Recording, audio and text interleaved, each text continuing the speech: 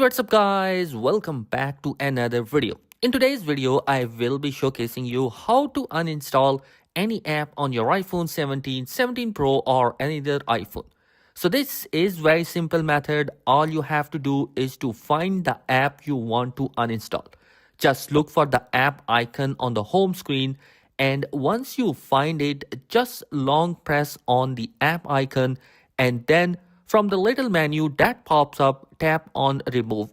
And then you are going to see a confirmation window which is asking you three different questions. Remove the app from your home screen, delete the app, or cancel.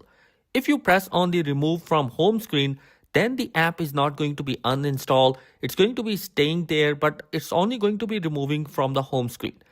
But if you press on the delete button, a menu will pop up again which is saying that deleting this app will also delete its data, but all documents or data stored in iCloud will not be deleted, which means that it will delete your app permanently. Now just press on delete and this app is going to be removed from your iPhone, and that's how you can uninstall any app on your iPhone 17, 17 Pro or any other iPhone.